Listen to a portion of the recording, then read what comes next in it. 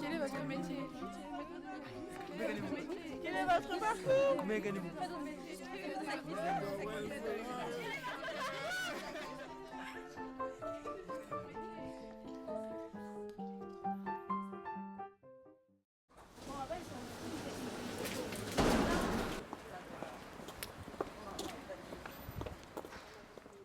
Qu'est-ce qui me motive? Je veux être quelqu'un. Et c'est quoi être quelqu'un? C'est quelqu'un qui part de rien et qui, à la force de son seul travail, y arrive. Quand vous étiez petit, vous avez déjà cette idée-là ça en tête? De quoi? Peut-être quelqu'un aujourd'hui. Je crois que j'ai toujours pensé que j'étais différent. Je voulais avoir un destin. Je voulais pas que ma vie soit... je ne voulais pas avoir un travail, je voulais avoir un métier. Et je crois, faut croire en son destin. Et je crois que j'ai toujours cru un peu en mon destin, même si j'avais très peur de ne pas y arriver. J'ai toujours eu cette peur de ne jamais y arriver. Et je l'ai encore aujourd'hui. Bonjour, bienvenue à l'agence d'architecture intérieure Ruta Intérieur. Et donc, bienvenue dans cet espace un peu hors du commun. Vous êtes ici dans la salle de réunion, qui en même temps est ma salle à manger, puisque je vis là où je travaille. Entrez donc. Vous avez donc Élodie Picot, architecte d'intérieur. Bonjour. Avec Marie Couralet, également architecte d'intérieur. Qui conçoivent et réalisent les projets, à savoir des appartements, des bars, des brasseries, des restaurants et des cabinets médicaux.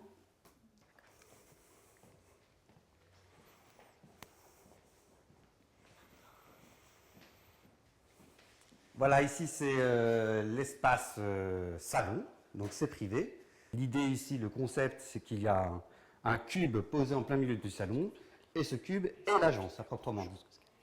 Le fait de baisser le plafond, le fait que les murs n'aillent pas jusqu'au plafond, accentue l'idée de grandeur du lieu. J'ai vu qu'il n'y avait pas de photos. Comment ça s'est passé? Alors oui, très bonne question. En fait, le projet était différent avant. Je voulais tout faire en bois brûlé, donc à la place du miroir, je voulais que tout soit noir. Et pendant les travaux, j'ai compris que c'était une mauvaise idée. Et c'est vrai qu'aujourd'hui, pour tenir ça, il aurait fallu mettre un poteau. Et moi, c'était le truc que je voulais absolument pas, avoir un poteau qui tienne. Donc je me suis débrouillé, j'ai dû me battre un petit peu avec les ouvriers pour dire on va trouver une solution, il faut qu'il n'y ait rien ici, que tout ça, ça vole. Donc il y a une reprise qu'on ne peut pas voir ici parce que c'est très discret. Il y a comme des armatures en acier, et c'est cette poutre-là qui soutient l'étage du dessus, donc qui est très forte en termes de force, qui soutient ça. C'est aussi l'avantage du métier, c'est que pendant le chantier, on a le droit de changer d'avis et d'affiner son concept. Comment vous avez fait pour vous faire connaître tout au début? J'ai commencé pour une amie de ma mère à faire un toilette. Pendant que j'étais encore dans mon entreprise, j'ai fait un toilette et j'ai mis 2 semaines à le faire. Donc j'étais à fond dans ce toilette.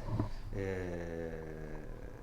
y a peut-être un milliard de façons différentes de faire un toilette, même si ça vous paraît fou, mais c'est le cas. Et j'ai fait bien un toilette, et puis à partir du moment où j'ai fait bien un toilette, j'ai fait une petite salle de bain, parce que cet ami-là m'a recommandé à quelqu'un. Et après j'ai fait une chambre, et puis après j'ai fait un studio, et une chambre de bonne, et c'est que du bouche à oreille. Et j'ai construit mon truc que comme ça. Alors là, je vais vous montrer des bureaux, boulevard de la Bastille, donc près de la place de la Bastille à Paris. Et je découvre ça. Donc c'est des bureaux très très cloisonnés. Vous voyez, là on est au premier étage. Et l'idée c'est de tout péter et tout refaire. Là c'est très très cloisonné, c'est très enfermé, c'est en mauvais état. on casse tout, on dépose tout. Et à la fin, on découvre un plateau nu. Et ça a mis combien de temps le chantier en dessous à tout défaire? Ça a mis à tout défaire 2 semaines et le chantier a mis 4 à 5 mois. Alors, on a tout refait. La déco, des bureaux avec des cloisonnements vitrés pour laisser passer la lumière, une étude d'éclairage, une télé. Voilà, c'est beaucoup plus aéré, beaucoup plus dégagé. Chaque bureau a un peu son thème. Là, vous voyez, il y a un bureau noir et bleu. Ici, c'est blanc et noir, bois et noir. Et on voulait aussi que les lumières, elles se retournent en verticale. Et voilà, donc ça change pas mal de choses. Voilà, par exemple. C'est quoi que vous préférez? C'est l'imagination, la création? C'est quelle partie de la création de votre projet? Ah bah c'est la création le plus important. Il faut faire quelque chose de nouveau, il faut à chaque fois réinventer le monde, il faut ne pas faire comme les autres, il faut avoir une idée hors du commun, il faut que ce soit génial tout simplement. Il faut avoir des idées géniales et si on se dit qu'on veut être génial, on finit au moins par l'être un petit peu à la fin. Alors, j'aimerais bien qu'il y ait une piscine. Après, je dois dire le nombre de chambres, tout ça. 4 chambres. 3 salles de bain.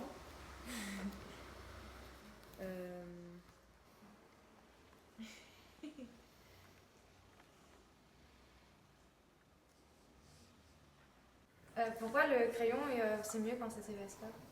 Parce qu'on réfléchit plus à ce que l'on fait. Avec le crayon, on se dit qu'on peut effacer, donc on peut se tromper. Avec le stylo, ça mérite une réflexion supplémentaire qui fait qu'on fait attention à ce que l'on dessine et donc on réfléchit plus. Vous me demandez quelque chose de très compliqué, vous savez. Oui, ça on sait. Une chambre, 2 chambres, 3 chambres, 4 chambres. Donc on peut dire que ici c'est la zone entrée, qu'on aurait peut-être un grand salon qui donnerait sur un grand jardin et que le salon prendrait toute cette partie-là. Et ça donnerait par exemple sur la Seine. Ma chambre. C'est ma chambre. On imagine ici comme un jardin japonais. Nous sommes à Paris. Ah, la cuisine. Bah, la cuisine, on l'a oublié. Donc, on peut très bien dire qu'il va y avoir la cuisine comme ça. Je vais maintenant dessiner les cloisons pour qu'on se rende mieux compte des épaisseurs. Et tout est joué. Bravo, c'est super. Ouais, c'est super. Je ne sais pas si elle est aussi bien faite, aussi rapide. Voilà. Un jour. Et voilà. Ça vous plaît? Ouais. Vous voulez autre chose? Vous voulez qu'on continue? Oui, malaise. Où vous prenez votre inspiration? Où je la prends? Partout. Partout. Partout, c'est dans tes vêtements, c'est dans tes chaussures, dans tes cheveux. Moi, je sais que je regarde peu les bouquins d'architectes, même si j'en ai beaucoup. Ce qui m'alimente beaucoup, c'est les peintures. Je préfère m'inspirer de ce qui n'a rien à voir avec mon métier, justement pour l'intégrer dans mon métier.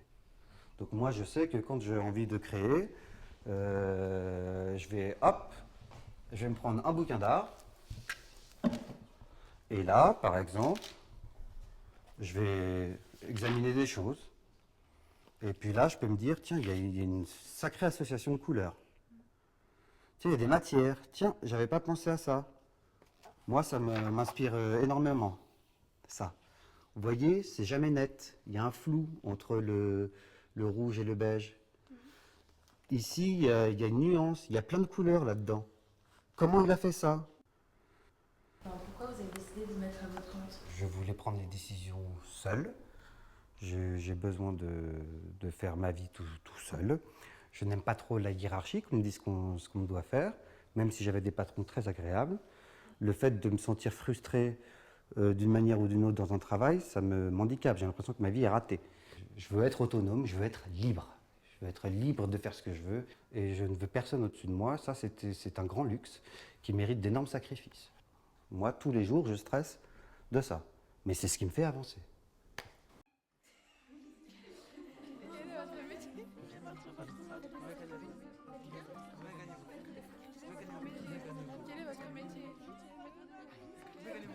Quel est votre parcours?